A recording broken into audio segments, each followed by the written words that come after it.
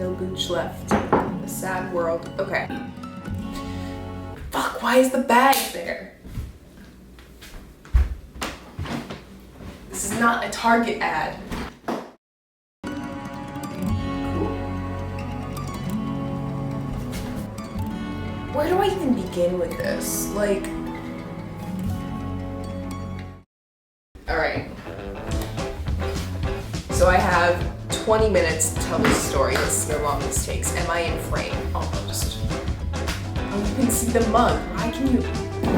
Water bottle is gonna be in because we advertise hydration here. My phone should not go off.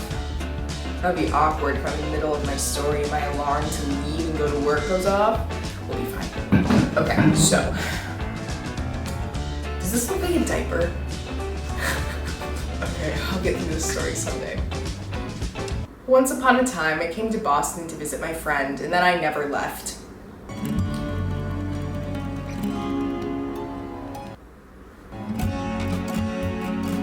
My plan was to be in Boston for 5 days.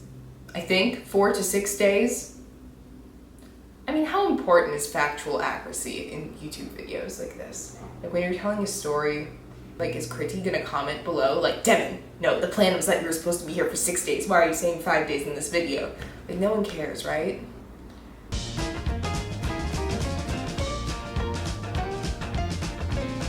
I believe in myself. I can tell this story in 15 minutes. Okay. So, during my vacation period in Boston, hanging out with my friend Kritty, one night we go to an abridged version of Shakespeare. Or one of the actors is drunk. It's called Shit-Faced Shakespeare. Would recommend. Entertaining. Good stuff.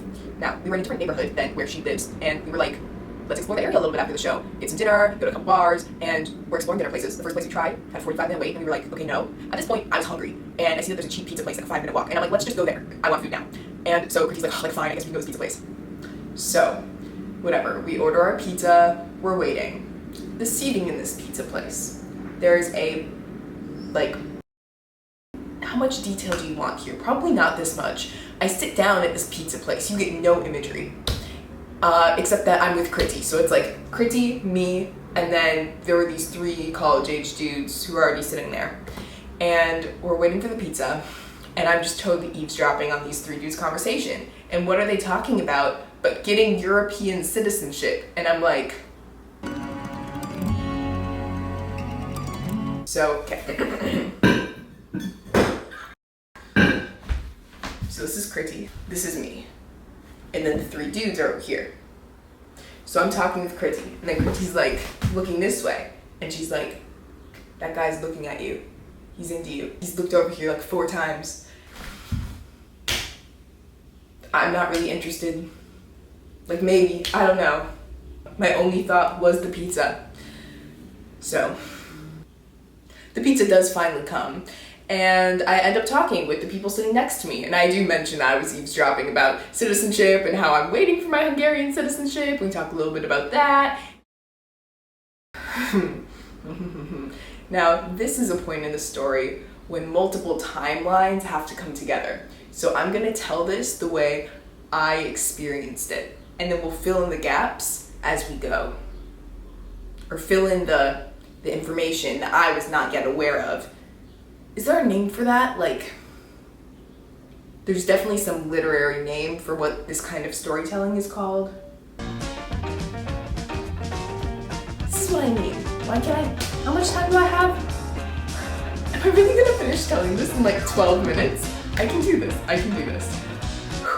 So, the owner of the restaurant comes over.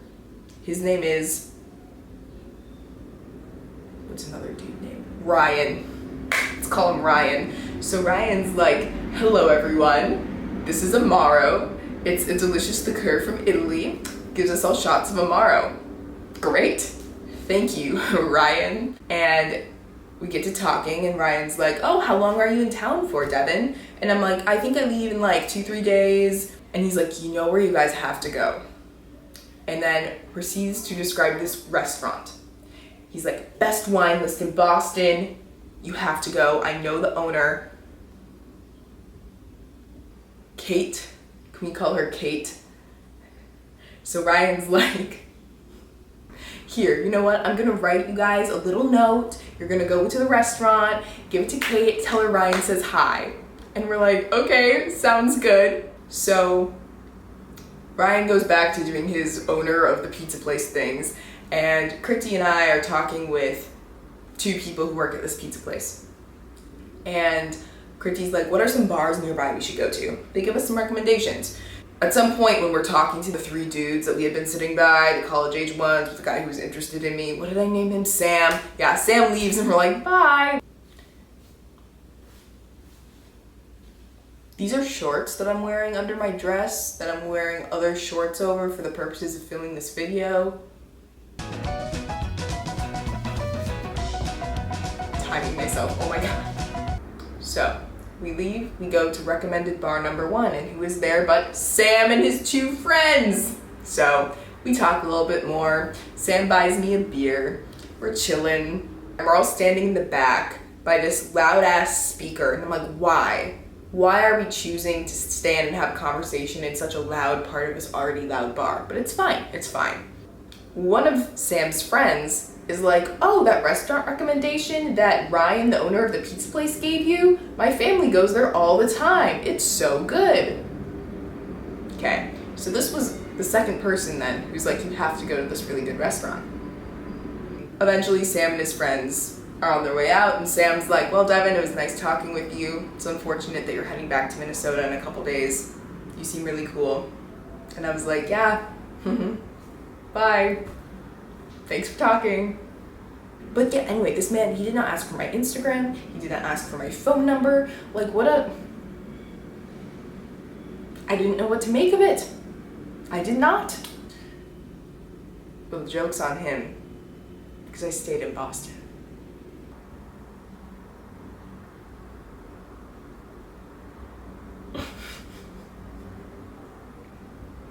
Okay, so Kriti and I head over to bar number 2, where who is there? But the people who work at the pizza place were recommending these bars to us. And then this is where things get interesting. So the people at the pizza place are like, so Devin, that guy sitting next to you. And I'm like, yeah, Sam. And they're like, yeah, Sam. He was indeed, right? And I was like, yeah, like Kriti thought so.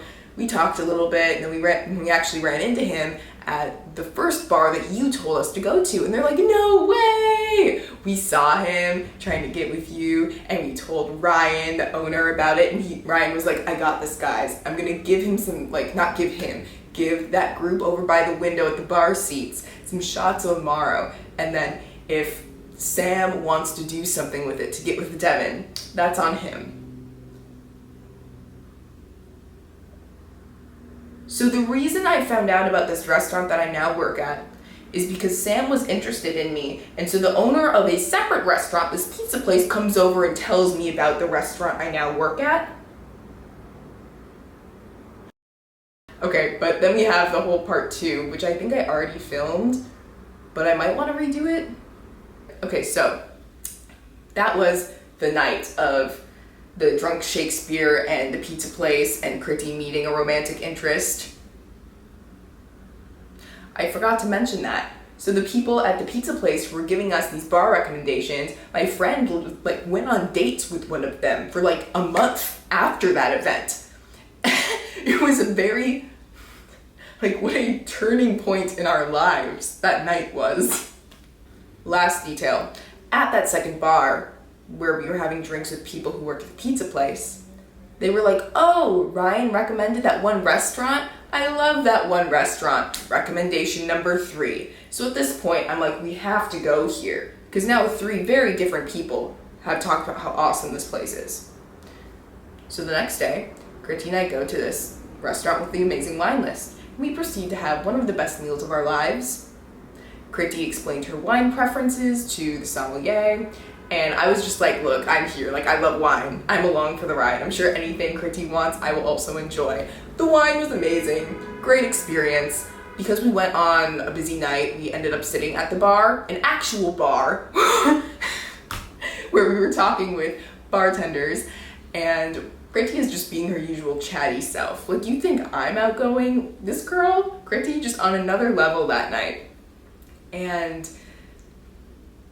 One of the bartenders was talking about how she's worked there for like 7 years and she loves it. These are all the reasons why. The owner is amazing. Kate, the owner, is amazing.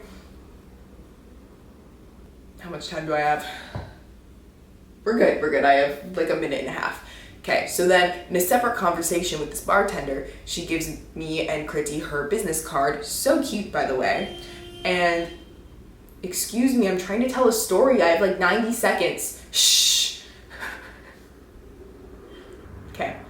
And then at the end of our meal, Kate comes over and is like, how was everything? And we're chatting. And then Kate's like, you two seem personable. Are either of you looking for a job? And Kritty's like, thank you, but I already have a full-time job. And I'm like, I'll let you know if I move to Boston. So I go home and I can't stop thinking about this. And the more I think about it, the more I'm like, I was about to go home to Minnesota and try and get a job at a restaurant with a good wine list so I can learn about wine. And now the universe is just going, here's a really cool wine job in a city that you like, but you've never lived in before. Want to stay? And so I did. There's more to it than that, actually. I talked with my parents, a couple people who know me really well. They helped me reach my decision with, I know I have to leave. Anyway. That would be awkward if I'm in the middle of my story and my alarm to leave and go to work goes off. So whenever I tell this story, I feel like it comes across as so crazy that I just went to visit a friend and then stayed in that city, and now I work in a restaurant. But honestly, it aligned with goals I had previously set for myself. Learning about wine. Ideally right now I'd probably be living in like a European city or something. And as far as US cities go, Boston is pretty damn European. Like, it has the public transit. I hear a lot of people with British accents, also Irish accents. I'll take what I can get, basically. What's awesome about Boston is that I don't need a car. I can walk or take the T anywhere I need to go. Earlier, I was considering moving to LA, but in order to like fully embrace the living in Southern California lifestyle, you really need a car because public transit is... I could go on about that. But the point is here, not only did it feel right, but the logistics made sense. And that's why I'm here. And both parts are important. The end. And now I'm gonna go to work and walk quickly. I can't even make this up. I got halfway to work and then I realized that because I'm covering for someone else and that person normally starts an hour later than I do, I didn't even have to rush. And I'm realizing I forgot the epilogue to my story. So, 3 weeks into my job at this restaurant, I lock eyes with a young dude. And we're like, how do we know each other? And we're just like... And he goes, name of pizza place. And I was like, it was one of Sam's friends from the pizza place that shall not be named, as to preserve all types of anonymity in this video. Anonymity? That's a word that I like read, but I never say out loud. So I told him in like 15 seconds how I now work at this restaurant and I now live in Boston, all because his friend was interested in me.